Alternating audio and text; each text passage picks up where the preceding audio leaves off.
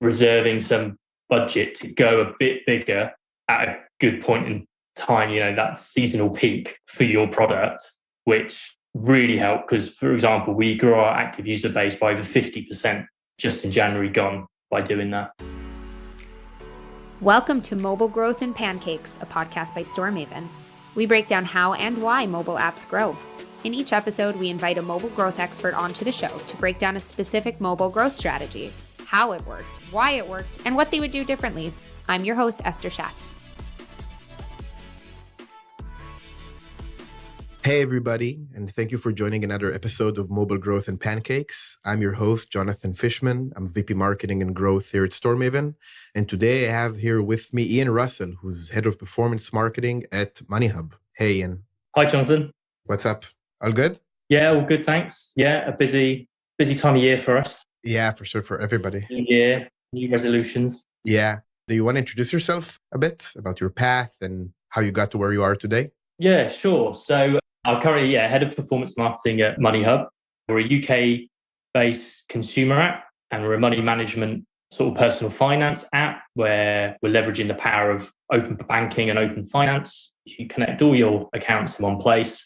So credit cards, bank accounts, investments, loans, mortgages, and you see your whole financial universe all in one place and can make better informed decisions going forward using a variety of tools that we have in the product. Myself, I've worked in mobile app marketing for 12 years now. Wow. And I originally I was working for a publishing company called Future, and the iPad arrived and it descended from the heavens to be the savior of magazine publishing. It didn't quite work out that way, but I was part of a project of getting a lot of our magazines onto Apple Newsstand. If anyone remembers that, we had about 80 plus magazine apps and had 25% market share of Apple Newsstand at launch. Wow. Way back then. Awesome. And that was the first introduction to the world of app marketing, and famously Apple telling us that push notifications are to be used for marketing of no kind whatsoever. And I think we all know how well that lasted. Yeah. Cool. And how does the marketing team at Moneyhub looks like? Like, how big are you guys? How is it structured? We're relatively small, and we sit within part of a wider technology business. So Moneyhub Enterprise that also does software as a service. Mm-hmm. So developed APIs and white label products similar to like consumer app. But I have a content and communities manager in my team and shared resource in terms of website marketing and graphic design. Awesome. And how has growth been like for the past year or so with everything that has happened? It's been really good. We've been on a good trajectory for sure. Obviously the pandemic had an impact on that as people, going into various sort of different states with their employment and furlough, work from home, and people wanting to get on top of their finances. And we traditionally had a 30-day trial on our app before a very sort of modest subscription fee of 99p or a month or $9.99 a year. But we extended that to 6 months free with no auto renew to help out, do our bit as best we could at that time. So people had Moneyhub as a resource to help them. But what we saw was that our conversion percentages didn't change. When we got to the end of that trial period, we still had very similar signups to our subscription, which is really encouraging. Yeah. So we haven't changed that setup at all. So it sounds like a long trial period, but I feel that it works for us because it gives users enough time to really get to grips with the tools and review their monthly spending and where they've made improvements or saved on budgets. And it just makes that an easier upsell, essentially, when it comes to the subscription point of the journey. Yeah, although I would suspect that would cause a lot of retention challenges, no? To keep them retained for that very long trial period, no? Yes, it can do. But like I say, it feels that with the 30 days, it's not enough time for them to truly understand the value of the product. So although we may well lose a few more people before the end of that trial, the amount of people that then convert and stay with us longer term, because once you kind of get over that 2-3 month barrier, the consumers are really quite sticky within the product. Mm-hmm. So that has worked really well. And of course, we look at initiatives all the time. It's the other side of of the coin, right, from acquisition. It's just how do we keep them engaged and involved with the product? So work closely with the product team, constantly looking to make improvements and add new features. And we've been able to add a lot of new features over the last 6 months into the product, which has really helped that side of things. Amazing. And that gets me to think a lot about the IDFA, like an SK ad network and all of that. Were you based on, I mean, most of your growth was driven by paid user acquisition? Yes, but I would say primarily it was Apple search ads that was driving our growth. So we weren't as adversely affected as I suppose some other apps might have been if they're quite reliant on Facebook and Twitter and DSP networks to grow. I kind of have a mantra of sustainable growth and kind of layer things up. So the organic and owned base, and then looking at tier one platforms like search ads, Facebook, Twitter, before going to like a tier two platform, and just slowly making those building blocks and doing it in a cost-effective way, because we're not throwing loads and loads of cash at it just to get a load of installs, which I would call like a vanity metric. We're doing it in such a way to really hone in on what is converting down that funnel in terms of registration and connecting in your first account within Moneyhub. Amazing.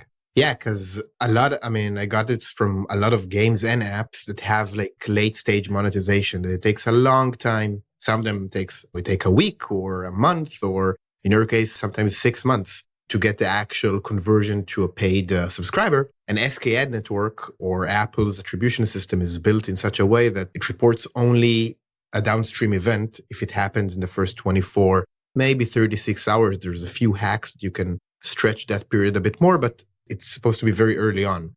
And for apps that don't have that kind of event happening in the first day or two, it's extremely tough to measure the success of user acquisition. Search ad doesn't have that problem. So it's good for you guys that you're reliant on search ads. And you mentioned organic. So you said that you have a very large organic performance type of base. So what drives that? What are you guys doing to influence organic growth?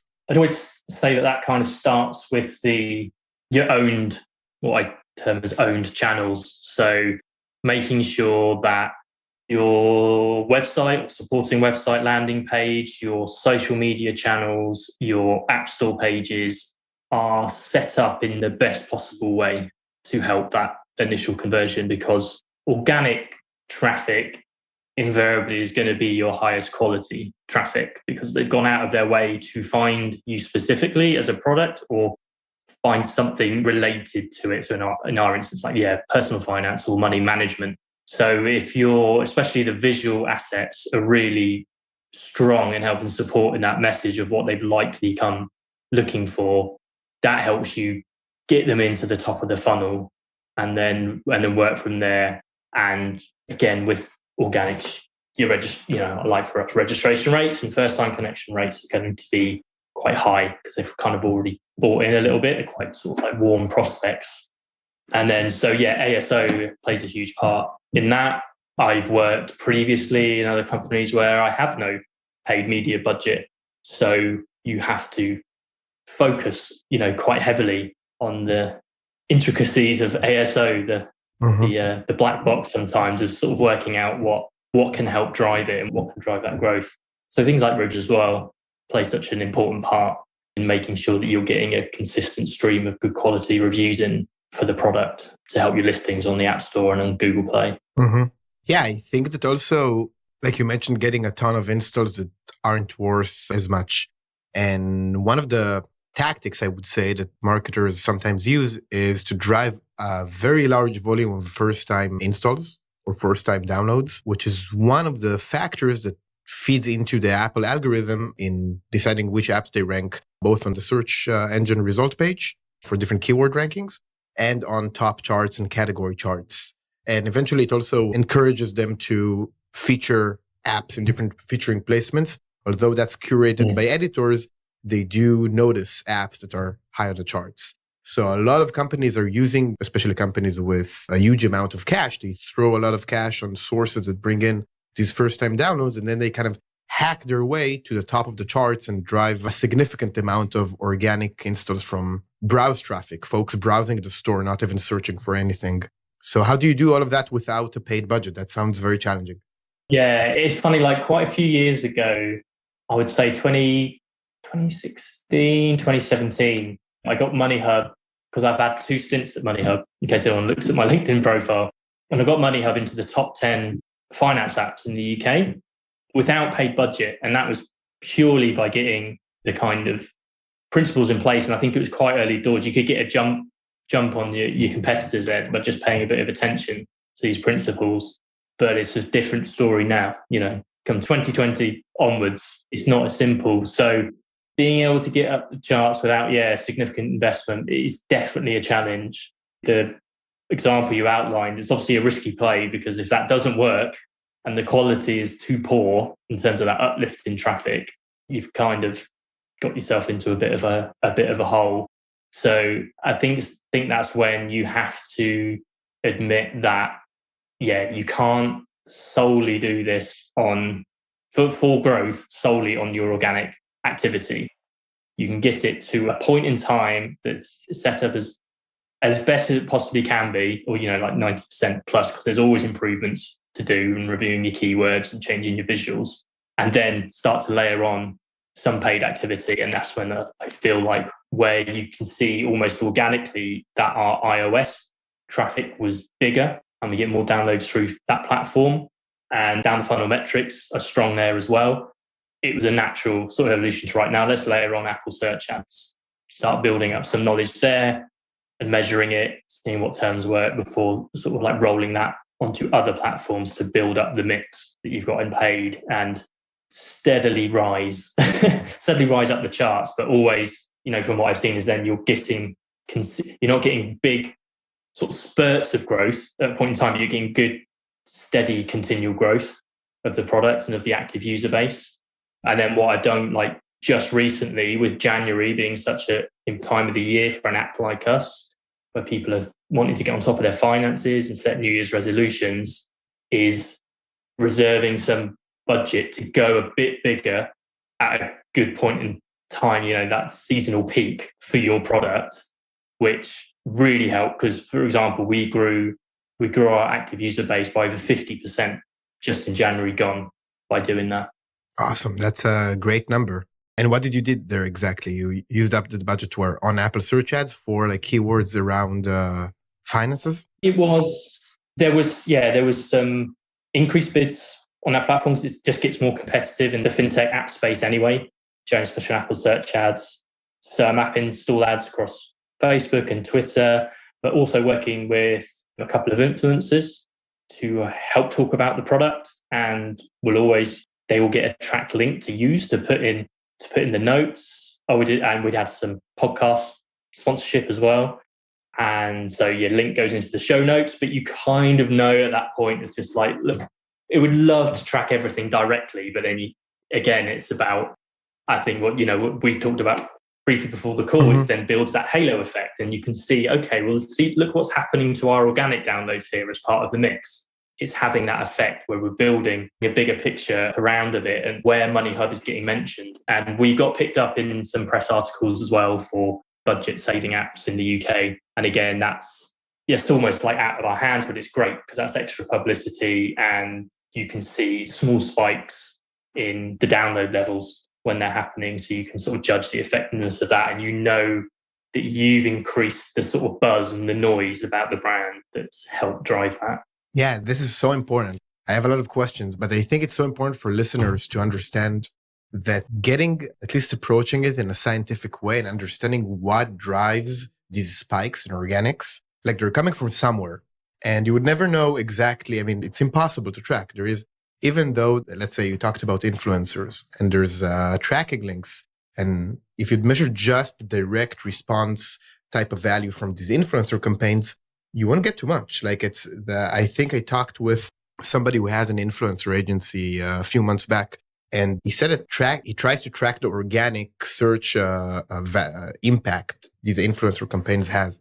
And I think he got to around, like for every install that he was able to attribute directly to that tracking link, there were 5 organic search installs. Like folks just went to the App Store, searched for the brand name. And that happens a lot. It's a very common and well-known effect in paid marketing. Like you run an ad, some people respond to it directly. There's a sizable chunk of people that just go to the App Store and search for the brand name. This branded search volume, it comes from somewhere. It doesn't just drop from the sky if you don't do anything. So really, definitely. Understanding over time, like what drives these increases is crucial, because then you can find a replicable process and repeat that. So how do you guys approach like measuring these kind of things, like understanding when you ran an influencer campaign or did anything else and then saw an increase in organics? Yeah, so I track quite closely, a lot of the metrics. Like say we use Adjust as a mobile measurement partner. So we've got the direct traffic, but then I'm also looking at the App Store metrics themselves. Okay, what are you telling me, like in terms of installs? But then with our CRM system, I'm looking at the registrations that we get and the connections that we get, and I can isolate that down to iOS or Android or web, because we have a web-only app as well. And then by taking the tracked paid out of that, you kind of looked at okay, there we go. So that's my organics. But then you kind of know, it's like, well, that's quite a jump on organics from what traditionally it is. And maybe, it's a bit easier when you're not running huge amounts of paid activity, because you've got quite a clear organic baseline. So that makes it quite easy to identify, okay, well, that 20% uplift, I think we're able to attribute to this sort of additional cluster of activity that we've been able to do. And then, like you say, it's like, then how can you replicate that? You're spotting these patterns. And then you can look and say, right, so if we do something again similar in a couple of months and the same thing happens, it starts to give you more confidence and go, yeah, this is a repeatable exercise. And even though we're not getting it directly tracked through, we know that we're still spending the budget wisely here. Yeah, I think the industry has been progressing a lot in the past few months, from a place where everything needed to be attributed directly and deterministically, and you'd have to have like a dollar value for every dollar that you spent on user acquisition. And the industry is progressing because folks are feeling pretty comfortable of like understanding things at least directionally or roughly, and understand, okay, this has probably caused an increase of between X and Y installs. So we feel comfortable in replicating that activity that created that, even though we don't know the exact figure. That being said, I saw something really interesting that a lot of marketing teams have started to explore, which is looking at App Store Connect data. Like App Store Connect is a platform that doesn't get enough love, I would say. I don't think they're doing enough to promote or market the kind of things that they're adding in there. But to cut a long story short, like after they deprecated the IDFA and they pissed everybody off, and basically I don't think they had the intention of ruining everyone's ability to measure their marketing spend. They had a different motivation, which is around, some would say, to hurt Facebook. I would say that they just didn't want Facebook to enjoy the monetization from Apple's users or user level data. And we also exactly how much that cost Facebook. In the last earnings report, they said that it cost them $10 billion just this year, and they tanked 25%. So that was painful. But without intending it, they also took away the ability to measure. And then they started to bring things back. Like SK Ad Network, is it really a usable product? I don't think there's anyone in the industry that agrees that it is currently usable. It has a long way to go and a lot of bugs and stuff to be like an attribution system, or for Apple to be their own MMP. But they're adding a lot of aggregated data in App Store Connect. So for example, you can now see cohorted revenues for organic users in App Store Connect. So for example, if you ran an influencer campaign and it drove, a 3-day spike that is clear and you can identify it and associate it with that influencer campaign, you can attribute that increase or that uplift and see exactly how much revenue that have generated over time. So you can, depending on your monetization profile, you can draw it out as far as you need. But basically, you can understand that whenever you ran an influencer campaign, that generated, $500,000 just in organic search uplifts. And that's really cool because that gives a lot of confidence for teams to basically put a dollar number on organic activities, something that was done only as an afterthought up until now, I think. So I would recommend folks to check out App Store Connect data. It's another crucial data source. Do you have any other tips for folks like around ASO or getting ASO to a place where, as you said, it's 90% there? I read that you talked once about a really cool thing that you did with your creative strategy, like adding in integrations or partners that you work with something like that. Yeah, that's right. It was something, and I was looking at the screenshots that we had, and with a product like ours, once you're in, you're connecting sort of big financial institutions, actually, where your current account comes from. So the idea came that if we can sort of visually represent that on the screenshots when they arrive at the App Store page, and so, for example, they bank with Santander, and they see the Santander logo amongst the range of connections kind of flying across the phone. It's just that little cognitive link or like security tick for them. Like, oh yeah, they connect to my bank. Great. Go through. So obviously now I'm not blessed with resources in the team, but with the arrival of custom product pages, it's like, okay, here we go. You could make one if they've searched for, say, Apple search ads, Santander mobile banking, they could be presented with a set of screenshots, which is specific to you having connected a Santander account and showing the transactions like coming through and categorized, and just with like Santander logos across the top, and then doing something different for NatWest or for Barclays. So that kind of thing excites me to be able to really adjust. It's really exciting. You guys started doing that? I mean, with like ad variations, or it's pretty new?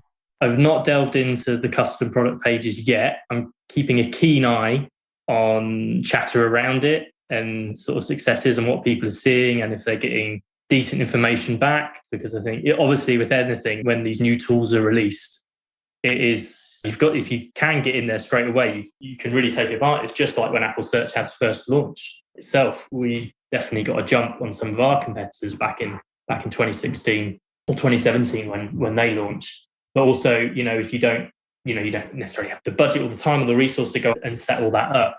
Like just keeping an eye on like industry news and what people are talking about and strategies can really help you just come up with that. Okay, so this is how I could approach this in a few weeks or a few months' time. Yeah, I think that's really interesting because your ASO work has created so much knowledge. Just what you mentioned around the Santander logo and on all these type of logos. And that's an interesting strategy. And taking that into custom product pages, and it's really, really new. You're not behind in any way.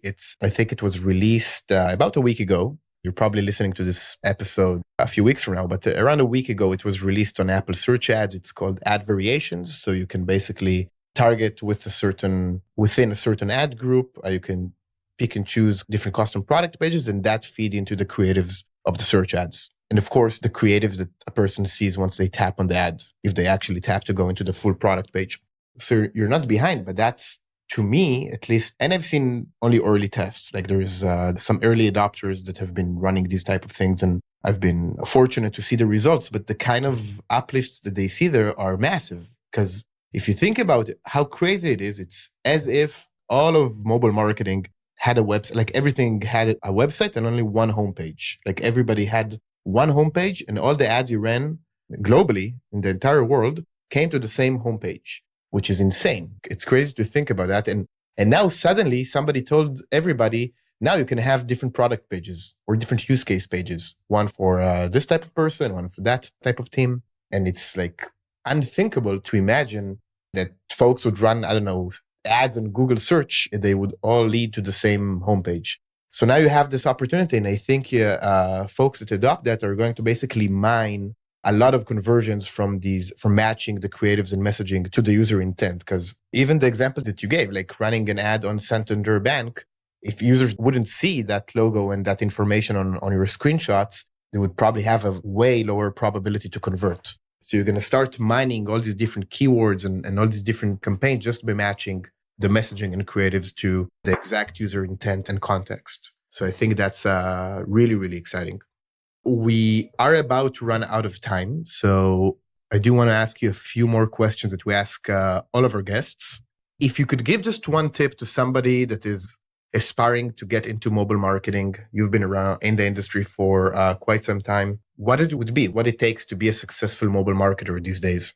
I would say, even though we're still we might not be able to track everything to the nth degree as we're used to with the IDFA deprecation, is just pay attention to the numbers. In the world of performance marketing, is just really understand the data that you're seeing, following that through as far as you can. Like I've always liked being involved in the whole life cycle from acquisition through to engagement and retention, and just constantly being able to feed that back in to your initial acquisition efforts and improve. Cool. And for our content recommendation kind of piece, what's your favorite resource, like somebody that you follow or a publication that you read to stay on top of what's happening? I really like the growing Slack communities that are out there. So Mobile Growth Stack, Mobile Heroes, one that I'm forgetting, which is bad of me. But there's lots of really useful Slack communities out there, which is a great way to share information, ask questions, and discover new newsletters to sign up to as well, which is always a good source of information just to stay on top of industry news, because it's such a fast-moving environment. Yeah, it's crazy. Like all it takes is for you to like not read anything for like a couple of months, and that's it. You're lost. That's what it takes in our industry. And I really like also these Slack communities. It's like having access to like peers that are really, really smart all the time. Like folks are really active on these groups. And the most important question, given that the name of this podcast is Mobile Growth and Pancakes, what is your favorite flavor of pancake? So it's Pancake Day here soon in the UK. So it's very well timed. And I've developed a strange taste for Jaffa Cake pancakes. I don't know if Jaffa Cakes exist outside of the UK. Jaffa Cake? It's pretty sure it doesn't exist in Tel Aviv. So, but what Jaffa is it? Cakes Tell us about it. Well, this is an hilarious thing that always happens in the UK. Is it a biscuit or is it a cake? But it's kind of got a soft biscuit base, and then it's got sort of orange jelly filling and a chocolate top. So it's like a little biscuit cake thing. But I found wrapping a few up in a pancake and letting it melt a bit, and then there we go. You got a Jaffa pancake. Wow. It's brilliant. I'll try it next time I'm in the UK. But that's the first time that we got this kind of answer. I thought it might be.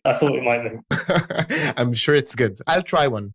And I recommend everyone listening to this from the UK to try one as well. For folks not from the UK, you probably won't be able to find this kind of thing. Cool. So, and lastly, if folks want to reach out to you to chat about ASO, organics, mobile marketing, where can they find you? LinkedIn would be best for sure. Yeah. Awesome. So we'll have a link to your LinkedIn profile in the show notes. So check it out. Cool. So thank you very much. It's been a pleasure, and I'll chat with you soon. Thank you so much for doing this. Yeah. Thanks very much. Awesome. Talk to you soon. And that was Mobile Growth and Pancakes. To find out more about Storemaven and how we can improve App Store performance, visit storemaven.com. And then make sure to search for Mobile Growth and Pancakes in Apple Podcasts, Spotify, and Google Podcasts, or anywhere else podcasts are found, and click subscribe so you don't miss any future episodes. On behalf of the team here at Storemaven, thanks for listening.